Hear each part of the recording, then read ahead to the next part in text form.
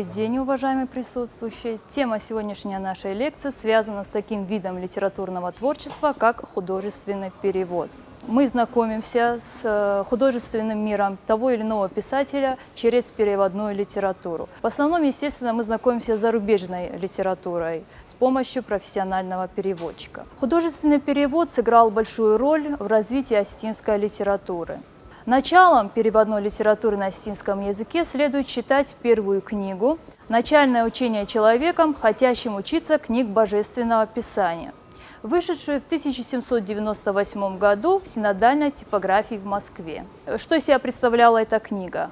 Это был краткий катехизис, молитвы на основе церковнославянской графики и параллельный перевод на осетинский язык. Авторство переводом приписывалось председателю духовной комиссии в Моздоке Гаю Токаову и священнику Павлу Гинцаурову.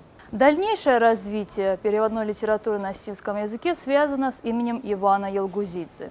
Ему удалось перевести с русского и грузинского языков ряд богослужебной литературы, а также деловых документов. В свое время он перевел на осетинский язык Евангелие, чин божественной литургии, перевел краткие утренние и вечерние молитвы и другую литературу. По мнению известного критика и литературоведа осетинского Хазбатра Ардасенова, переводя церковную литературу, Иван Ялгузидзе не только и не столько пытался распространять православие среди своего народа, сколько пытался распространять письменность и грамоту среди своих соотечественников. Его деятельность была продолжена другими священнослужителями. Среди них мы можем назвать имена Василия Цураева, Даниила Чонкадзе, Соломона Жускаева, епископа Владикавказского и Моздокского Иосифа и, конечно же, Алексея Акшо-Кольева.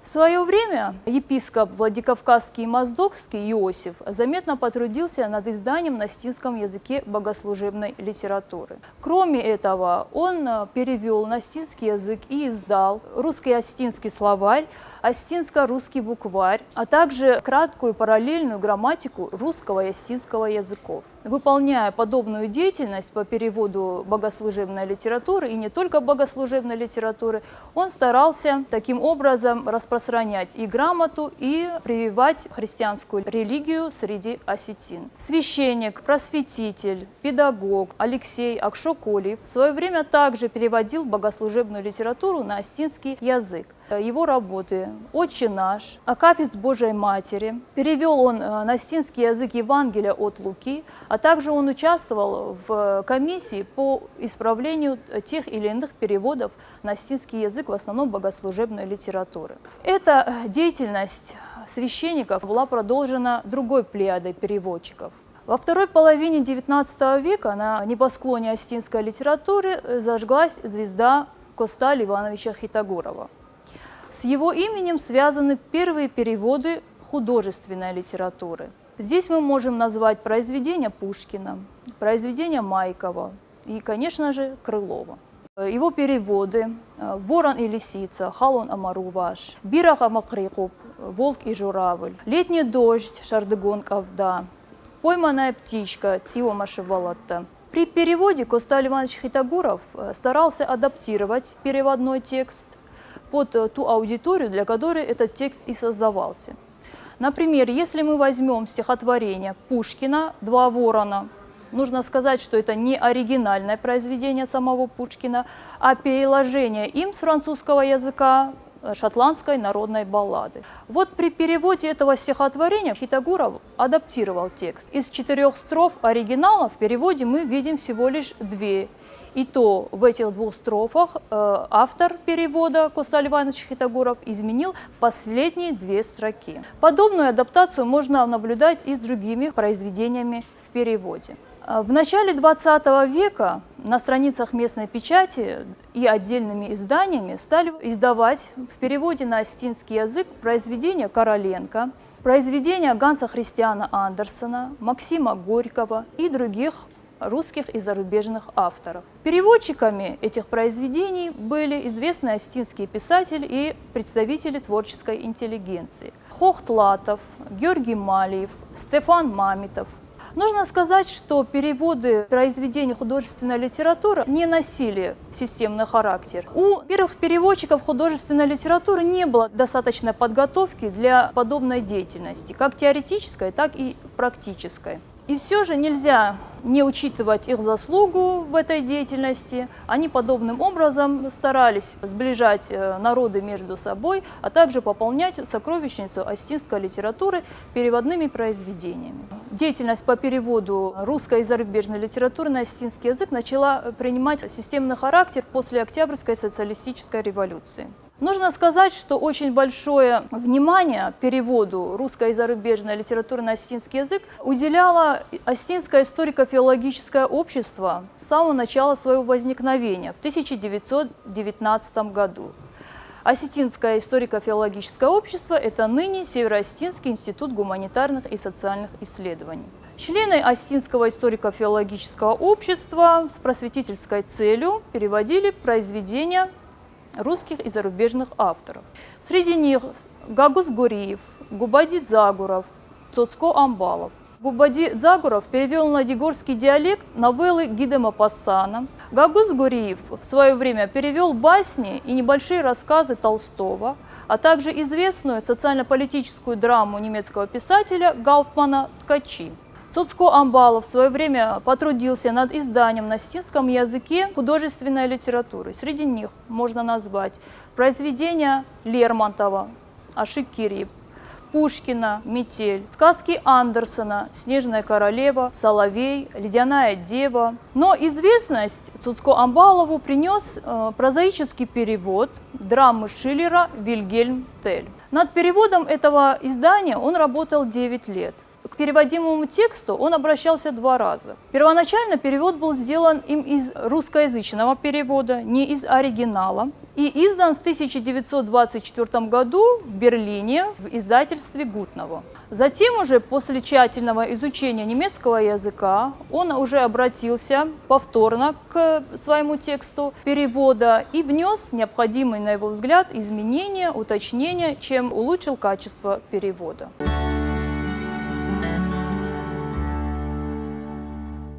Активизация по переводу художественной литературы ознаменовалась в конце 20-х, в начале 30-х годов. В этот период осетинский читатель получил на своем родном языке произведения Пушкина, Горького, Чехова, Островского, Лермонтова. Перевод художественного текста стал предъявлять особые требования к переводчику. Уже старались отходить от буквального копирования текста, при котором сохраняется только форма произведения.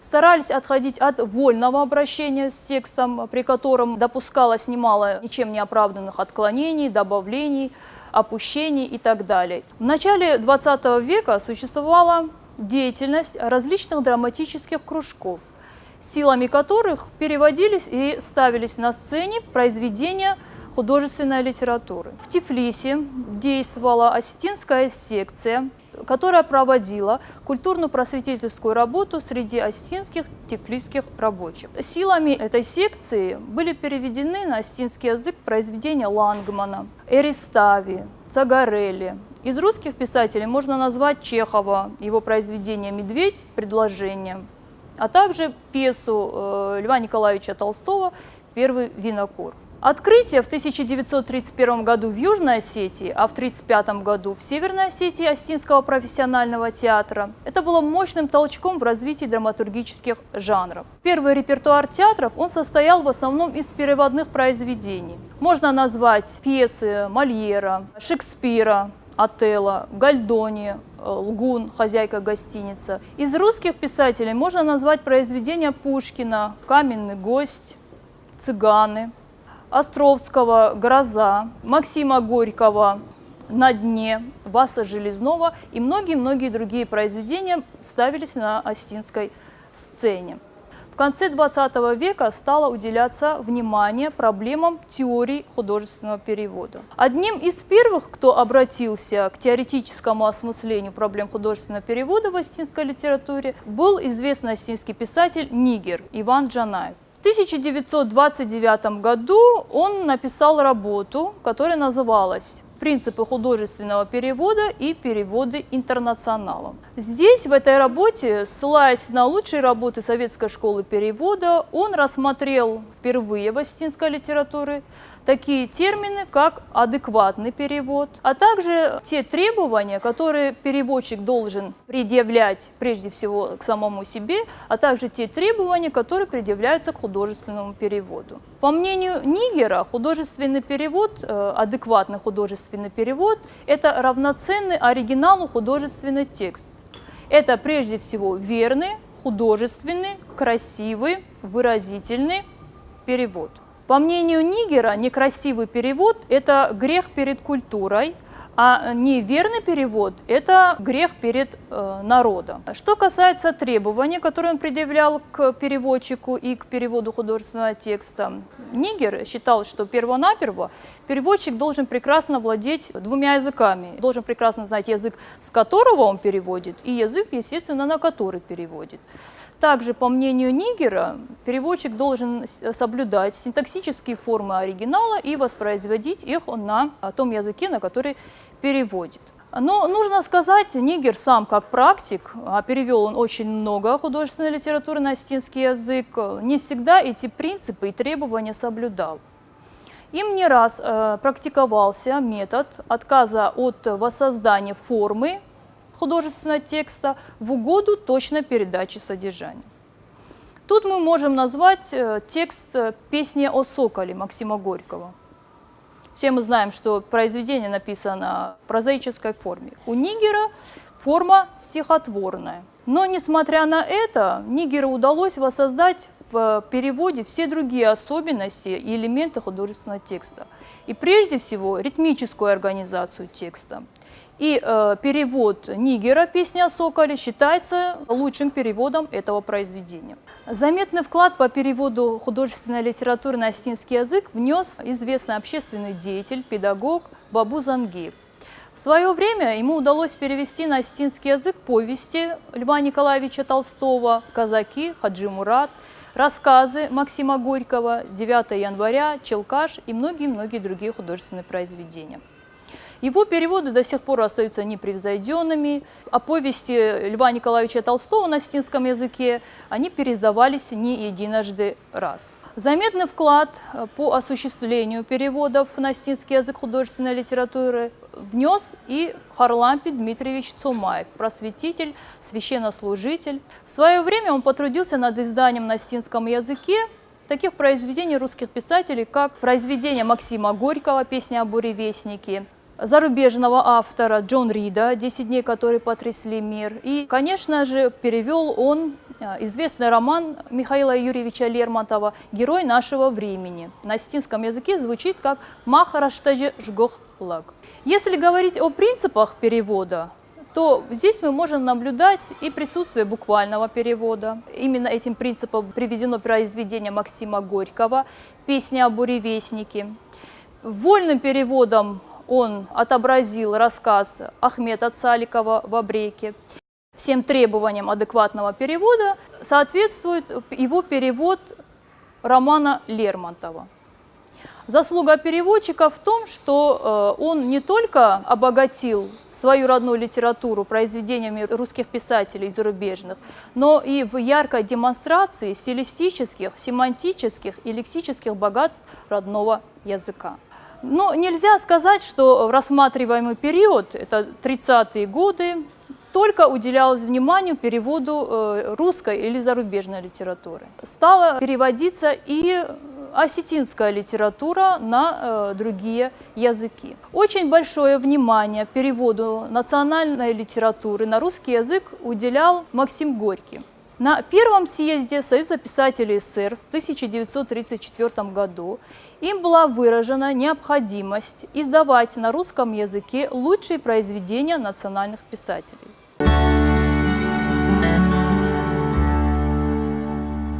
В том же году в Северную Осетию прибыла бригада Оргкомитета Союза писателей СССР с целью практически помочь перевести и издать на русском языке произведения осетинских писателей. Были переведены произведения Коста Ливановича Хитагурова, Арсена Куцоева, Цумака Гадиева, Щека Гадиева, Чермена Бегизова, многих других авторов. Вы сказали, что первым переводчиком назвали Куста Ливановича Хитагурова. Это совершенно справедливо.